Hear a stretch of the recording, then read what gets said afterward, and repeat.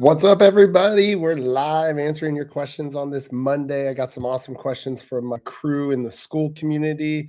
If you guys don't know what that is, it's just a bunch of coaches around the world that are trying to be better. And we get together and we talk and we do videos and we do reviews and we do video tips and all sorts of things. So go check out the school community, and thank you to everybody on there who submitted their questions. Let's dive into it. The first one I got was from an old member of ours, actually at CRCF, Maggie, who asked, how long should a training block be? Typical length of a programming block. Example, you want to work on power. What types of milestones or measures would you include in that block? So to answer your question, Maggie, a typical training block is anywhere from 4 to 6 weeks. And what you're going to work on totally depends on the person's goals. You're looking for specificity. So basically, what is this athlete's ultimate goal on the field? And for some people, on the field might be on the pavement outside. It might just be in life. It might not necessarily be on a football field or a baseball field.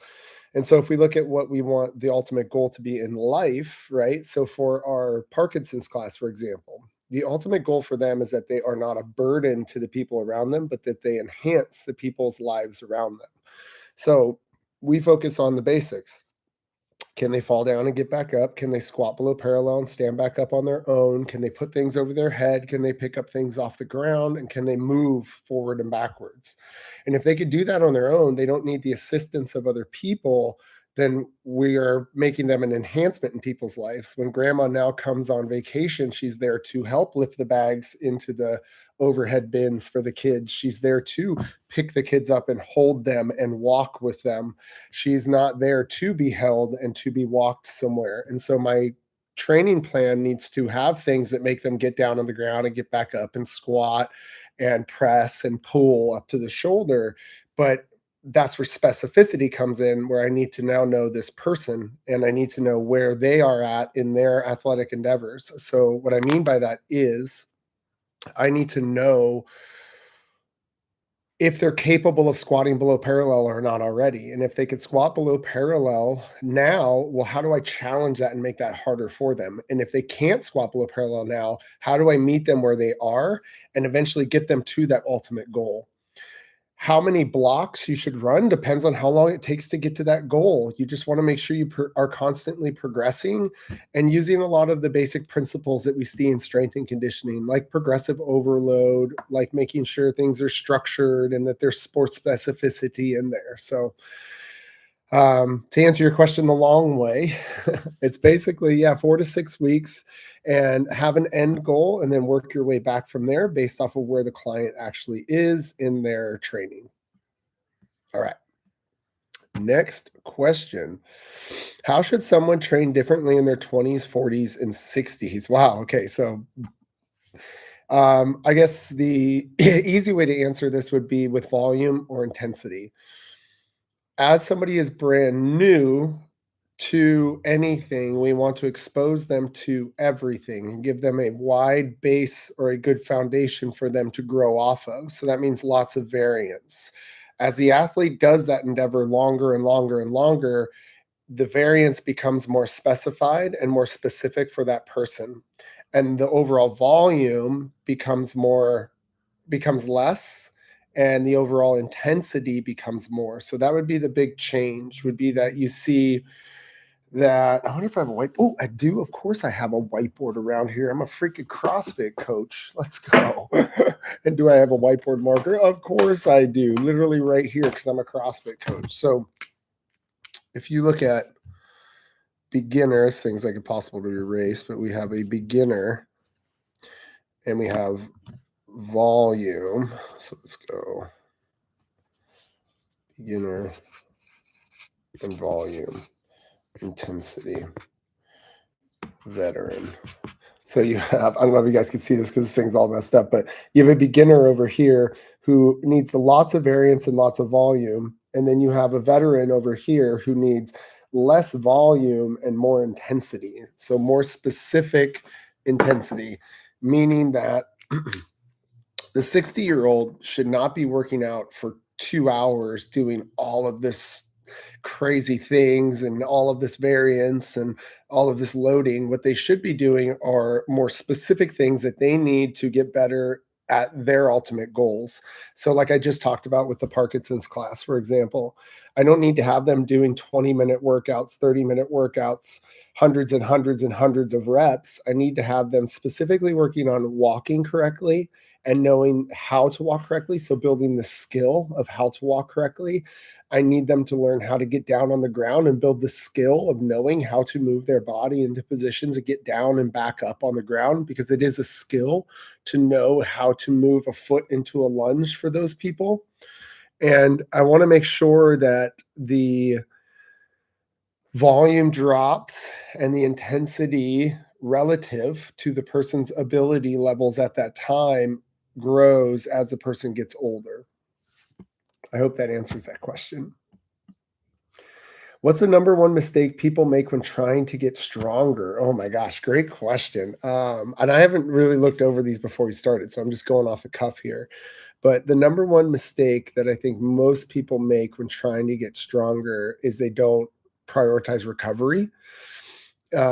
Because being strong means that you work out and tear down your muscles so much so that you really have to rebuild them, and that takes time and it takes nutrients and it takes rest, and you can't rush that process. I mean, can pharmaceutically, you can rush that process, and we see that with people who take on movie roles, and within 2 to 3 months they put on 15 pounds of muscle or whatever it is. It's like, yes, okay, you can get help with that, but to do it correctly, it takes a lot of time and recovery.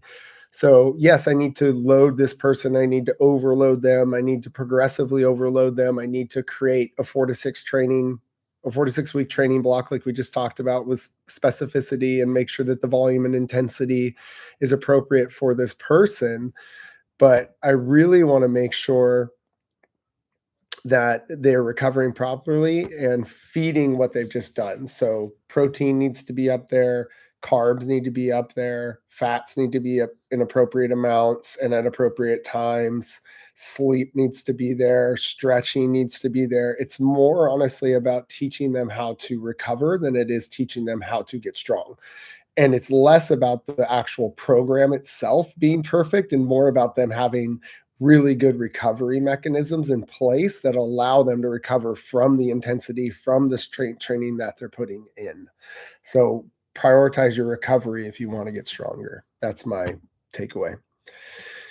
If you only have 20 minutes, what is the best way to train? Oh, obviously that depends on your relative ability levels at that time, your relative fitness levels at that time, and your goals and all that stuff. But I'll give you a couple 20-minute workouts that work for me. First one is at EMOM 20 minutes, 10 burpees on the minute every minute. Obviously, take that up or down as much or as little as you want, but the idea is to work for 30 seconds and to rest for 30 seconds. If I don't have that much time and only have half the time, then I do 15 burpees every minute for 10 minutes.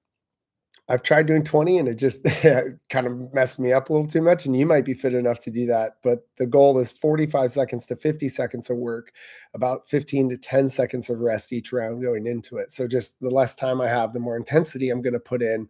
The more time I have, the less intensity I'm going to put in, but I'm going to allow volume to create that intensity slowly over time. Now, another one that I really like that Austin Big Ebing from the CrossFit seminar staff taught me was on minute one burpee, minute two burpees, minute three burpees, minute four burpees until you can't complete the number of burpees in the minute.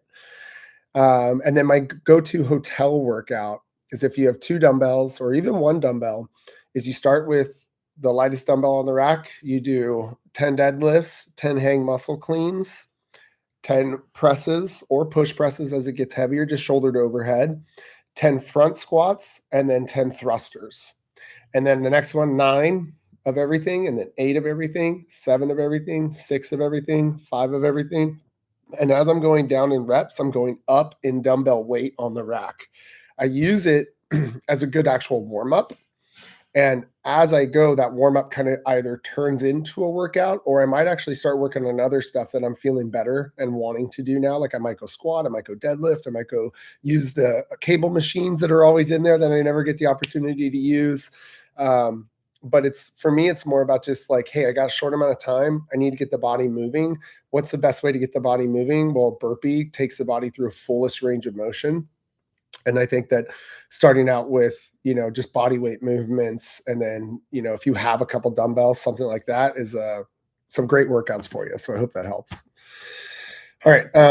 How do you know when to push harder versus when to back off? Oh man, I've talked about this in some other Q&As, but basically, when to push harder when physiologically and biologically your body is telling you it's okay to push harder. Not when you're like, oh, my friends are here. I feel like crap, but my friends are here. So let's rock and roll.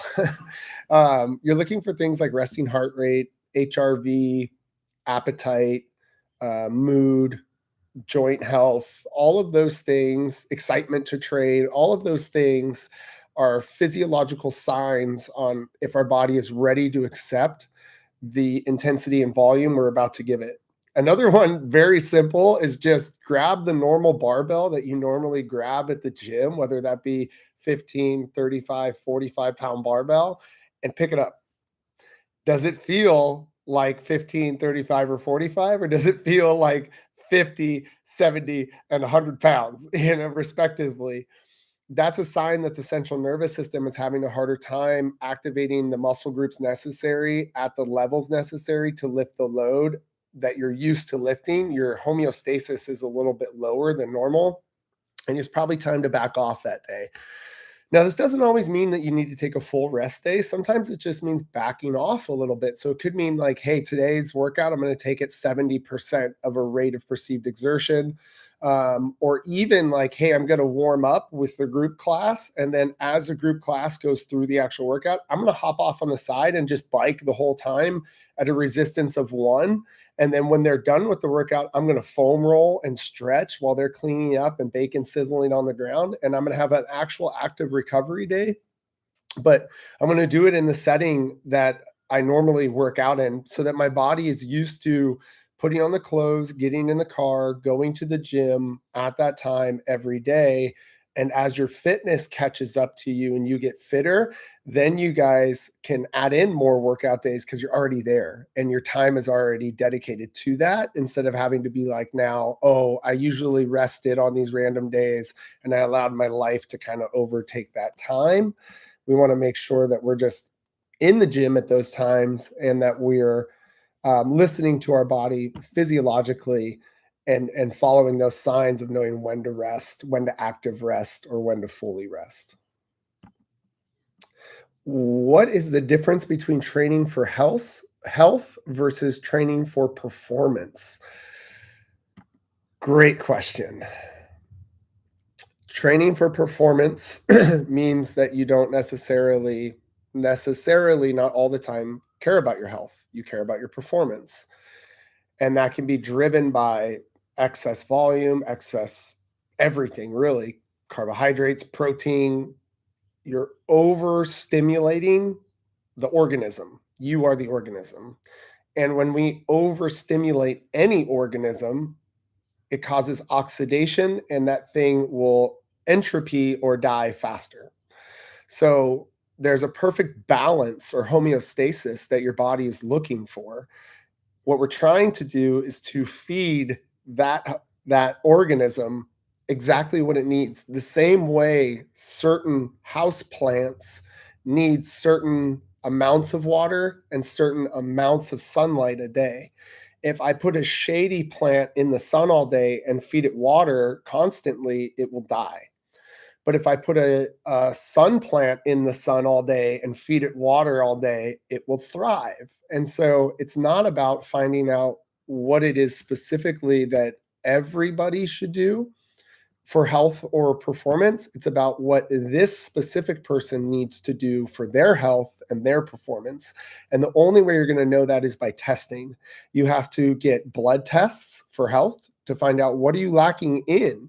Are you lacking in cholesterol? Are you lacking in you have too many triglycerides in your blood, your A1C levels are too high, your vitamin D levels are too low, your vitamin K levels are too low. Like, what is it specifically that we need to work on? The same way, if I had somebody that wanted to work on their performance, I would find out what are they lacking in their performance that is specific to their goals, and I would test for that, and I would get objective data, and then we would create 4 to 6 week training blocks to help this person get there. The same way, if I saw that somebody's blood markers were messed up, we would create a plan that would take 4 to 6 weeks to see any type of progress anyways, to get them to those better goals, like maybe eating more eggs, for example, and getting out in the sun more during the day. Could be the same prescription for somebody's health as I could say, I need you to do this EMOM of back squats and rope climbs today because your grip strength and your leg power need to improve.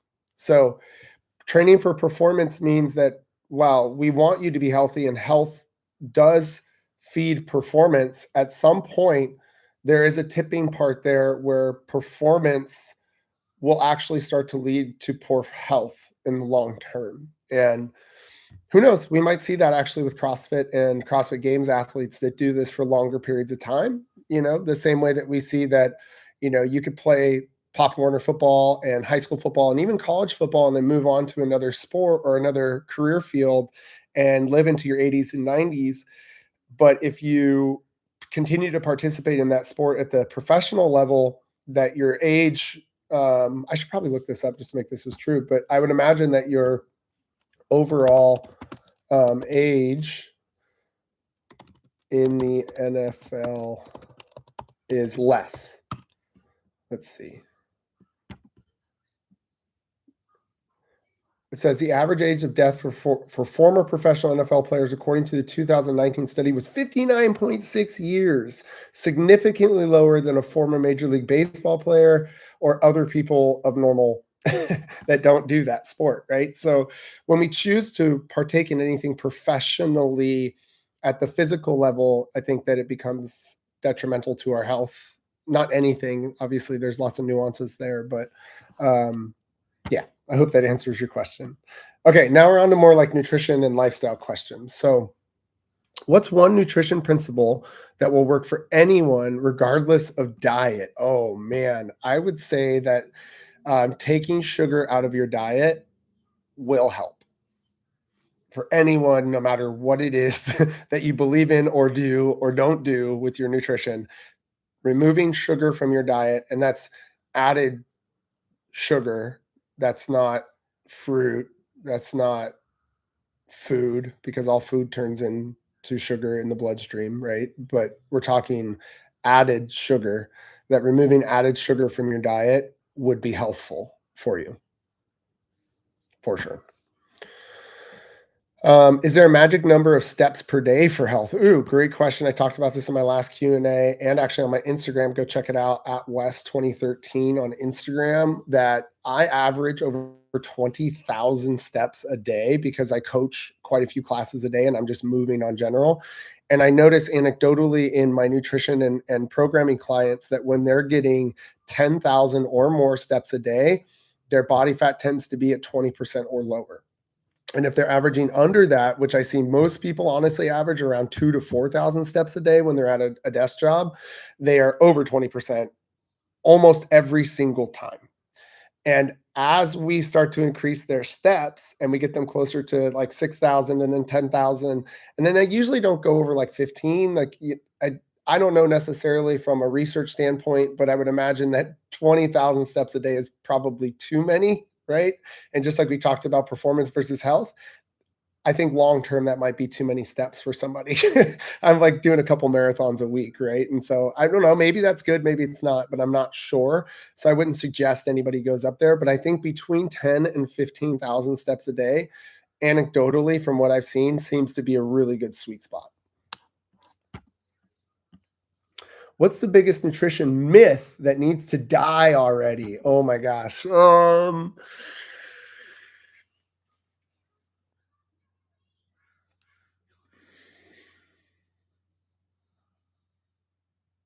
That you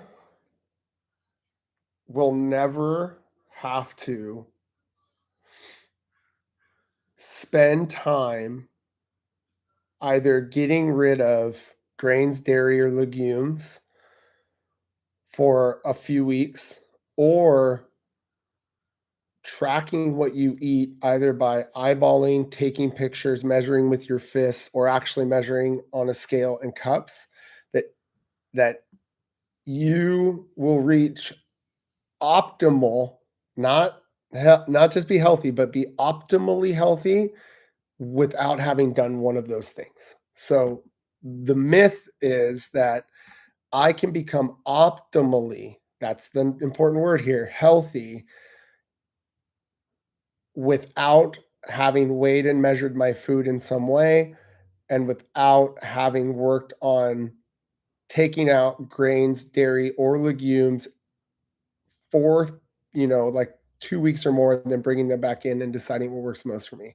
I think you have to do those two things in order to optimize your health and optimize your nutrition.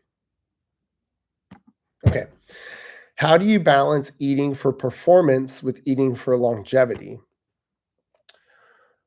Eating for longevity, I'm going to get tests, and performance. I'm going to get blood tests quarterly, and I'm going to see that my blood pressure, my resting heart rate, my triglycerides, my A1C levels, my blood pressure, my resting heart rate, I think I already said that a couple times, are all getting better, so that my health biologically and physiologically is getting better.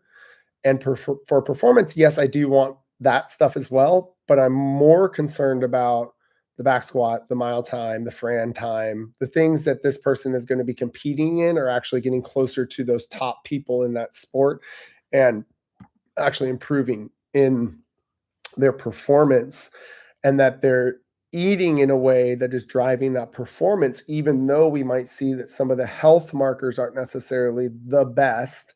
And it doesn't mean we want poor health, because eventually poor health will lead to poor performance, but that we are okay as long as performance is improving, they're getting close to their goal, for some health markers maybe not being the absolute optimal.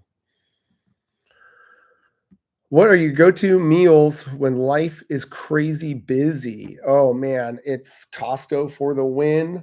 I do the already cooked and cut up, chopped up chicken bites, the sweet potato sticks, perfect bars, and Topo Chicos.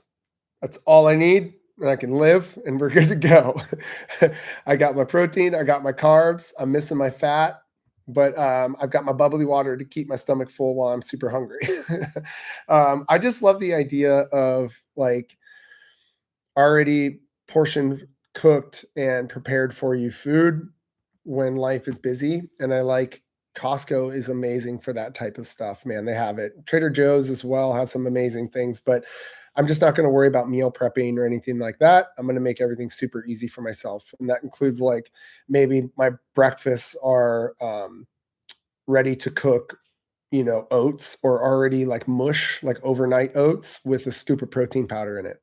Super easy, super simple. I just want to keep it simple, and I don't want to have to prepare a lot of food or cook any food whatsoever. I just want to be able to heat it up, basically. That's not necessarily the best for health, but hey, if I'm low on time, I'd rather get those macronutrients in that I need to keep my body fueled. So, all right, now we're on to mindset and longevity questions. So, how do you stay motivated when you don't feel like working out? Oh my gosh, this is such a great question. It's about having a ritual that gets you in the mode of actually working out and in the environment of working out. So make sure that you have a ritualistic warm up and a place in which you work out. Your body knows environment. So when it steps into that environment, it's going to go, this is where we work out normally. Let's start secreting things that make us want to work out. Then when you start that ritual of like at our gym, we do a little dynamic warm-ups, like right arm forward, right arm back, across the body. You guys can look it up actually on our YouTube, search CRCF dynamic warm-up, and you guys can start your day with that.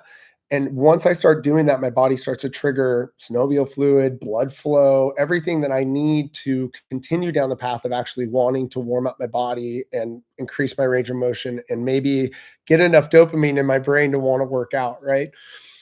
Then I just start something, no matter what it is. It might be getting on the bike and just starting to move my legs. It might be grabbing a dumbbell and going through my my it's like my go-to when I don't know what I want to do. And I talked about it earlier. It's like 10 deadlifts, 10 hang muscle cleans, 10 shoulder to overhead, 10 front squats, and then 10 thrusters. And I'll do that and I'll just stand there and be like, do I want to do that again? Or should I just get on the bike? And I'll usually get through like 3 rounds of that or something. And it'll take me like an hour to do if I'm really beat up and I don't want to do anything, but I do want to do something. But if I'm actually like just kind of a little stiff, maybe I've been sitting around too long, maybe I got some bad news and I'm just kind of in a shitty mood.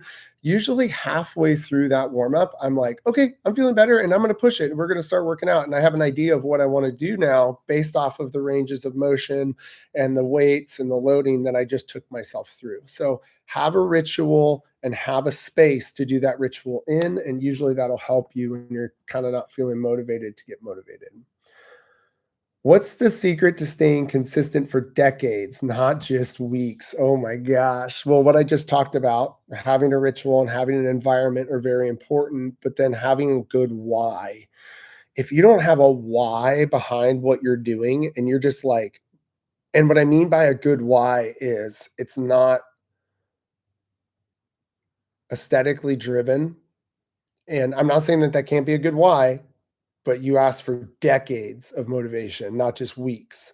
So this can't be aesthetics driven. And maybe for some people it can. I guess maybe for some people it can. But I would say that the why needs to be something more driven to you becoming a better human in some way.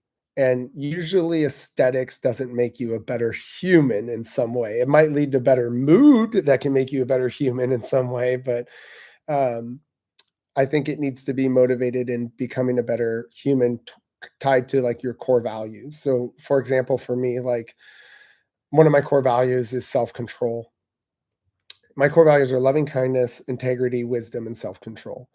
And self control means that, the times that I necessarily don't want to work out, the times I don't want to be consistent, well, I'm being consistent because I say I have self control. And if I say I have self control and that's one of my core values, this is having self control and this is doing that. And so I'm going to go and do that. And I'm going to make that core value of mine even stronger by doing it, by doing that act. And every time I do that act, I am tying myself closer and closer and with more strength to that core value and to that why or that purpose. Another one is to be like a positive role model for my children. I want them to see that, like, for example, we just had family in town that's coming in town from Colorado. And one of the things that we did as a family was we went to the gym and we worked out. And not everybody worked out. Some people went upstairs and played Nerf darts with each other while the rest of the family worked out.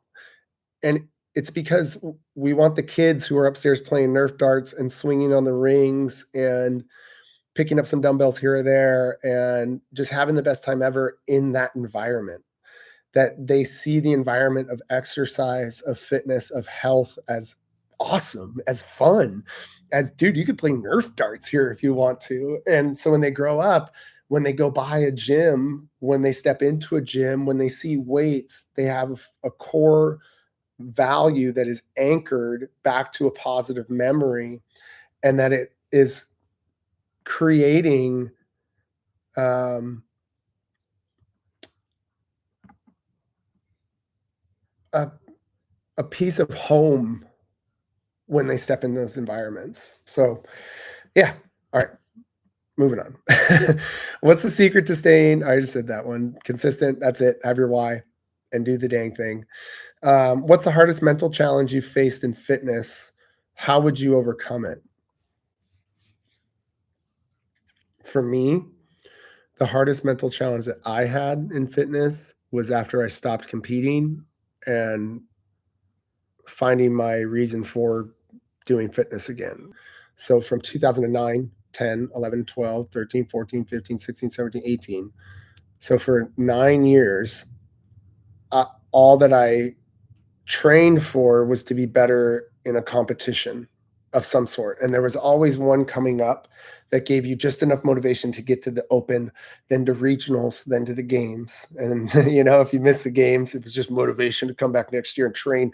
And you were going to be ahead of everybody else because while they were training for the games, you were already setting yourself up for next year. Right. And there was that motivation um, to continue to go. And then when I decided to stop competing, but I still had that desire to train so much, it felt selfish, and it felt like I shouldn't do that, and instead I should replace it with working on the business or being with the family or spending more time with myself. But what I didn't realize was that time I spent training wasn't because I wanted to compete, it was because that made me feel normal, that made me feel whole.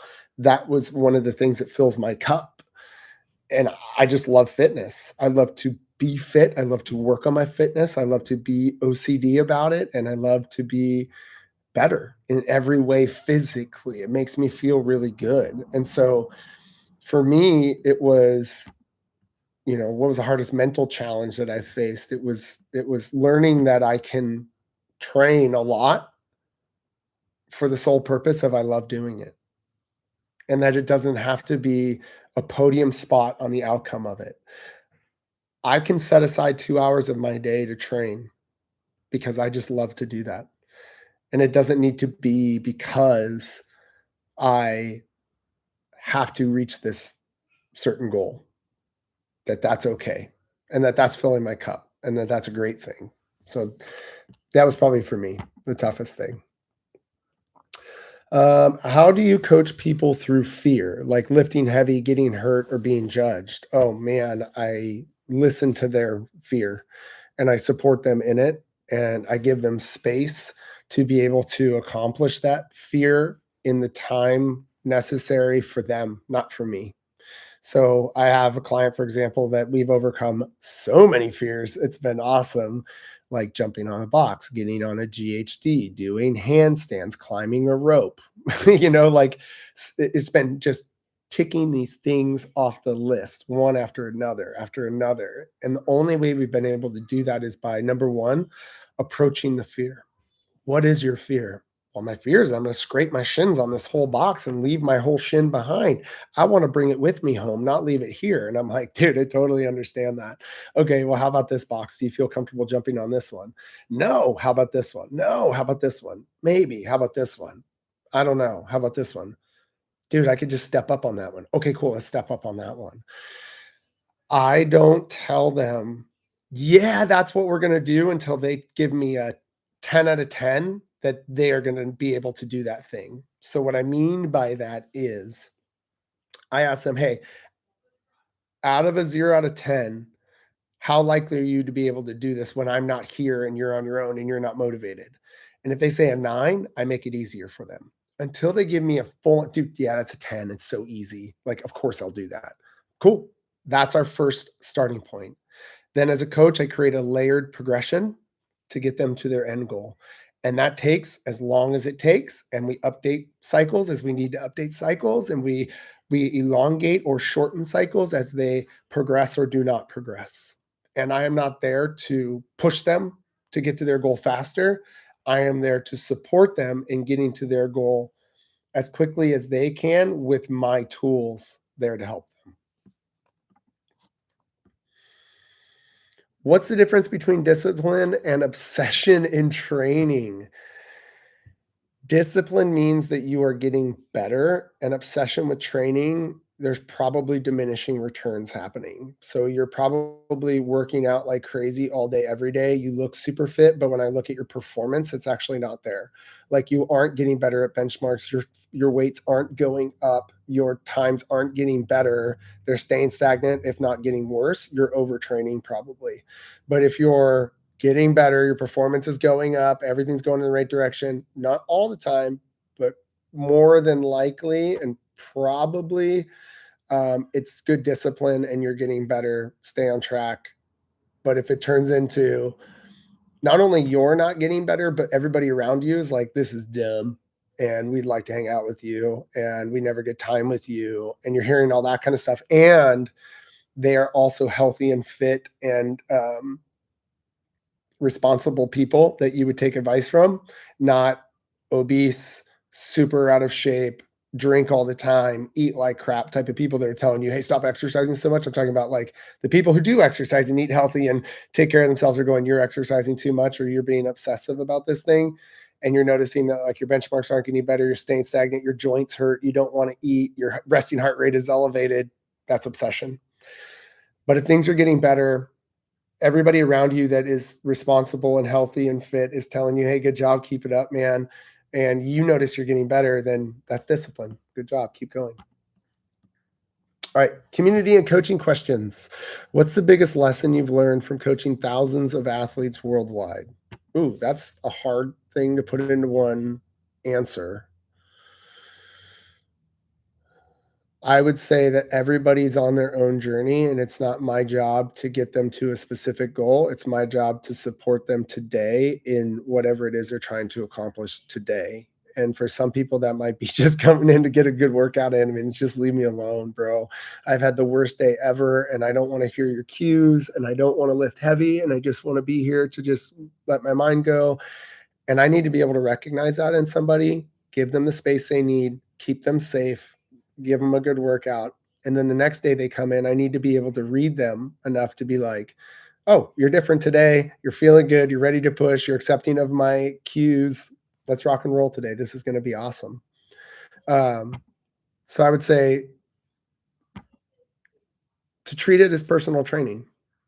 Yeah, you're in a group class, but as every single person walks in the door, do you do what we do at Coast Range CrossFit, which is that we say their name, we wave, we look at them in the eyes, and we say, hey, Wes, how's it going, dude? And we look for their response. Is it the same as normal or is it different? Then we go through a dynamic warm up.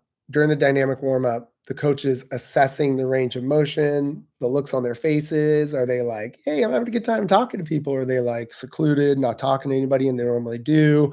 Is their movement kind of, dumbed down a little bit, maybe not as big as it normally is, and they're not moving as freely as they are? They kind of look clunky.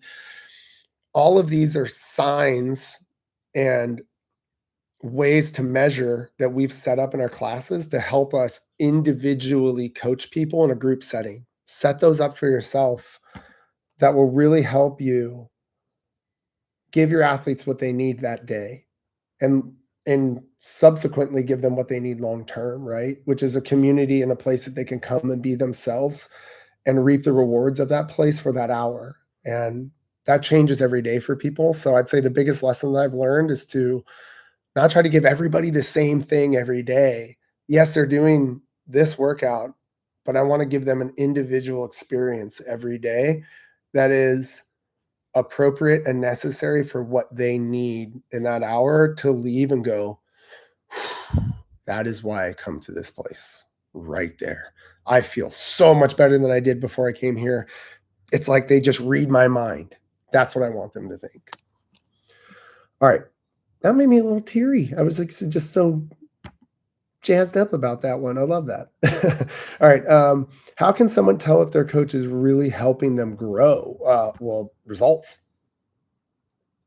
Results. Are you getting results? If you're getting results, they're helping you grow. If you're not getting results and you've given it time and you've given them effort and you've been honest, that's it. What's the single best cue or coaching tip you've ever given? Ooh.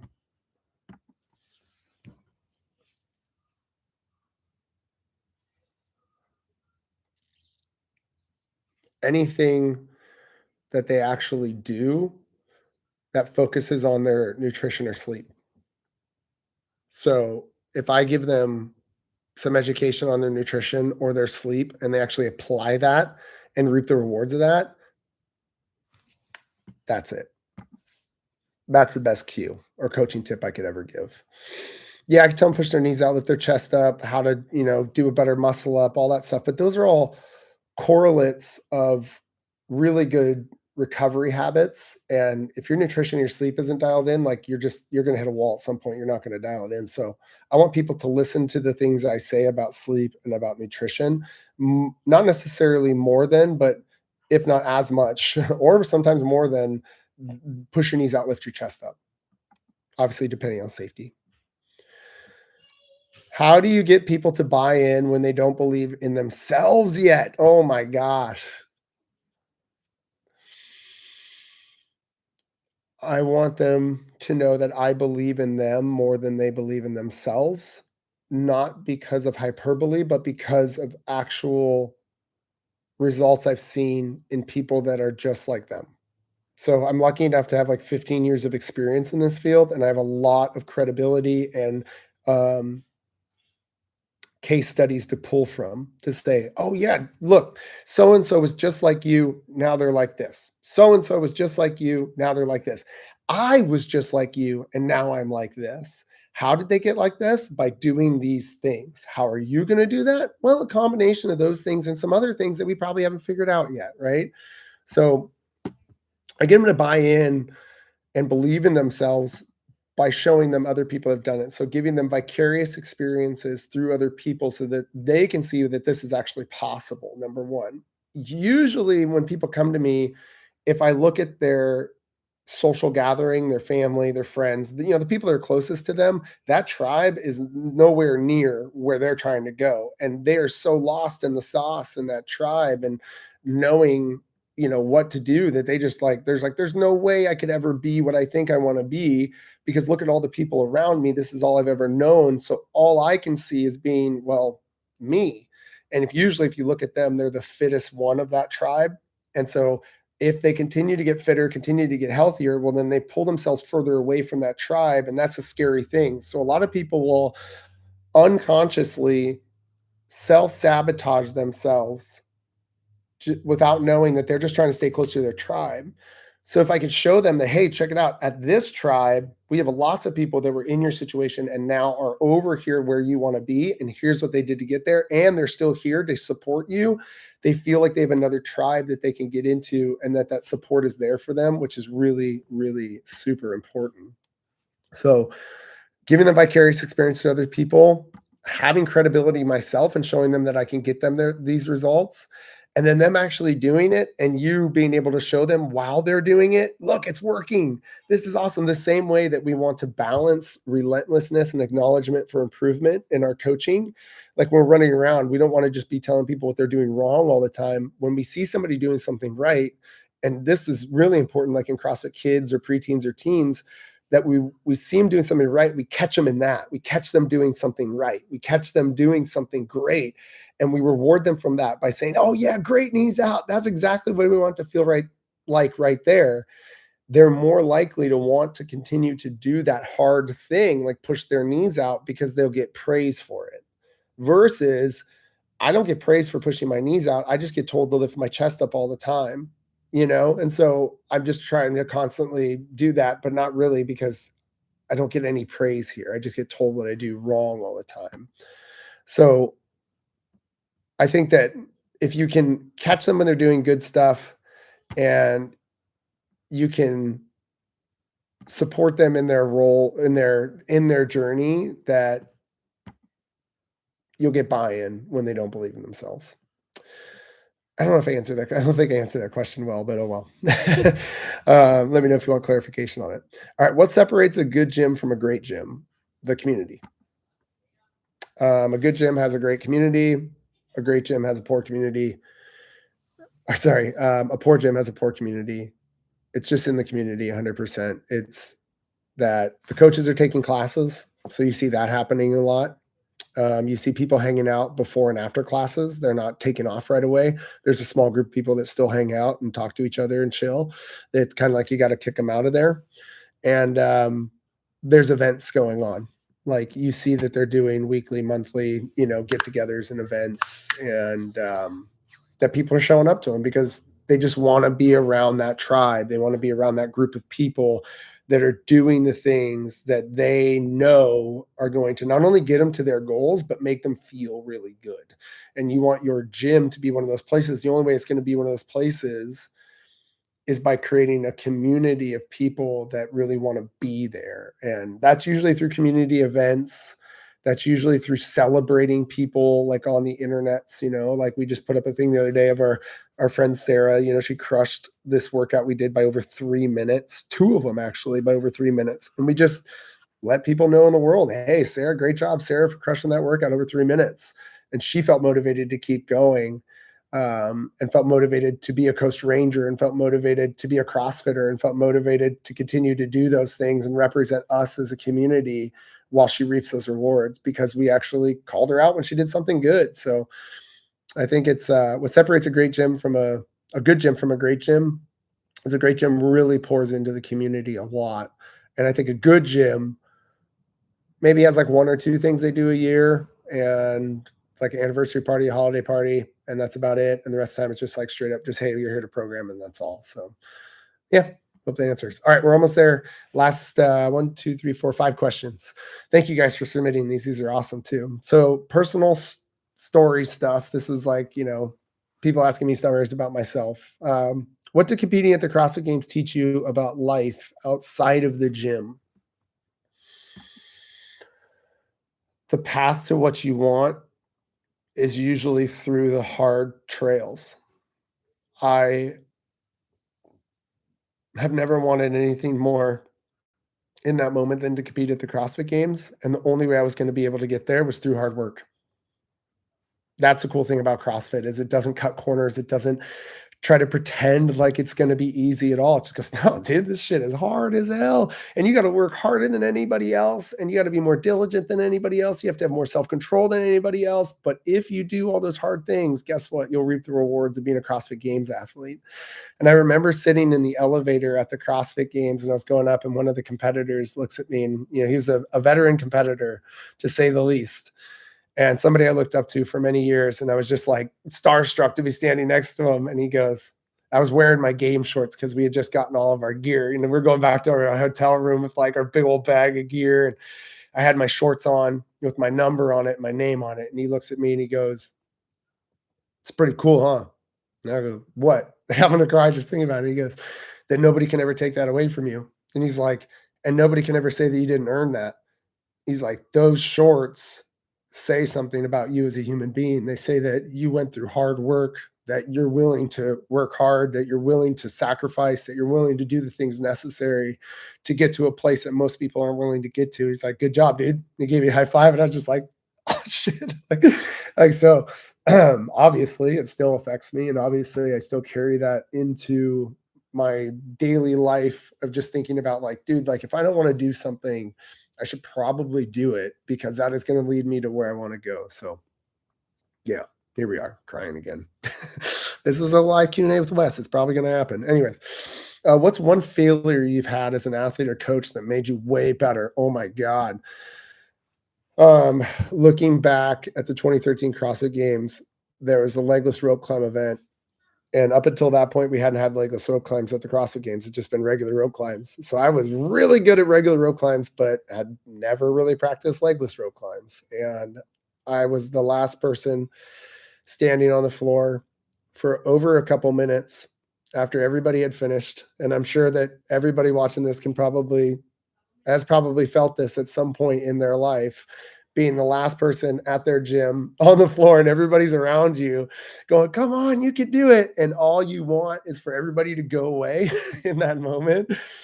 But for me, it was like 3,000 people all going, "Come on, you can do it." And I was trying to climb that thing with everything I had. And for every single person in that stadium, I wanted nothing more. And there's actually a clip of me in the Rookie of the Games thing they did on YouTube of me after that event talking to Dave Leaves about how upset I was. Not that I didn't make it. This is the part that I kind of, took away from this failure, is not that I didn't make it, but that I didn't make it for everybody else. And that is something that I wish I could go back and change.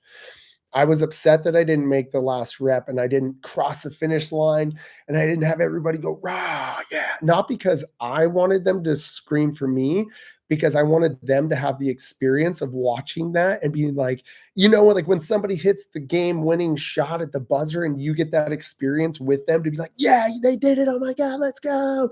Instead of the like game winning shot at the buzzer, ding off the backboard and they miss. And everybody goes, oh, well, that's what happened to me is that I didn't make it happen. And everybody went, oh, and they had that experience instead of having the experience of, yeah, he did it. And I wanted nothing more than to give that to them. And I think that was the problem. I believe now, with all of the work I've done on myself and therapy and everything else I've done, that if I had had the outlook back then that I wanted to do it more for myself than for anybody else, I'm curious to know if I would have been able to actually pull it out and do it because the expectation wasn't there and it didn't matter if I made it or not. My worth wasn't tied to this thing. It was for me to show myself that, hey, hard work pays off, as they say, right? So I would love to have that one back and to be able to go back and to say that, like, I wanted to do that for myself, not that I wish I would have done that for other people. If you could go back and give your younger self one piece of advice, what would it be?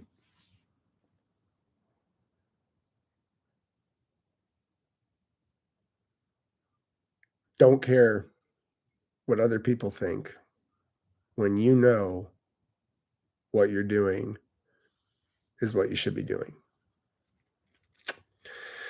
I used to run my gym in a customer service and hold on mentality that the customer's always right. I need to make sure I make them happy. I give them the best hour of their day, no matter what.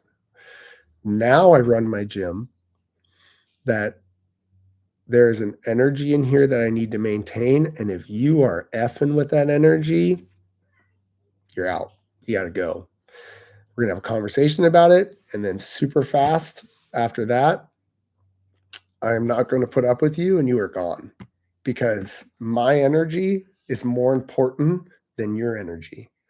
And while I am here to curate an environment that gives you the opportunity to turn your shit around and to have a good day, it is not my responsibility to turn your shit around so that you have a good day. It is your responsibility to get here, to recognize that you don't need to be in that mood because you see everybody else around you having a good time and that this environment is awesome. And then I'm not going to continue to be this person. And then that helps you get through that stuff. So if I had to give my younger business starting self some advice, I would say the second that you see something in somebody that makes you worried that they're going to mess with the energy of the gym, you have a talk with them about it right away. You let them know that that's not how you do things here, in a nice way, in a kind way, in a loving way. And then if they don't like that, that's okay. They can go find another place. All right, last couple. What's the best thing a client has ever said to you?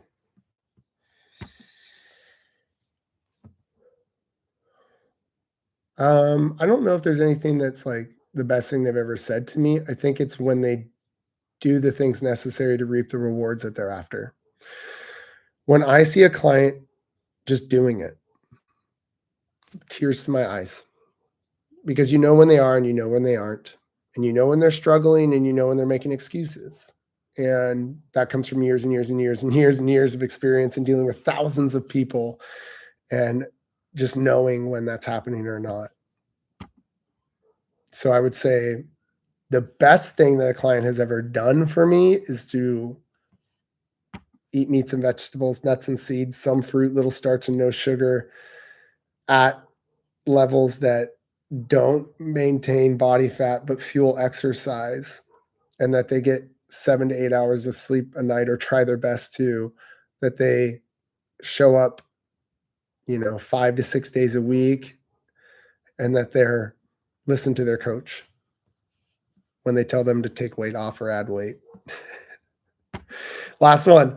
What's the weirdest or funniest moment you've had in a class or seminar? Oh man, pretty early on in my career, teaching somebody how to do a kipping handstand push-up. They're right down there, right next to me. I'm upside down on the wall. I bring my knees down. You guys know where this is going. I go to bring my knees back up. fart right in their face. I farted right in her face. Yeah. The girl was so nice. She tried to act like it didn't happen. She goes, "Oh, okay, yeah, okay, yeah, I saw that. I saw that timing. Yeah, mhm." And she's, like, tearing up and, like, trying to hold together, and I just stopped and I went, "That was funny. Let's move over here where it's not gonna be so smelly. My bad. And if that happens to you, I guess it's normal. Here we go. Let's find out." And it was just like such a funny, awful, and great moment at the same time where I was able to just like eat crow, own it, laugh it off, and move forward and recognize that those types of things are going to happen when you're working with the human body. All right, guys.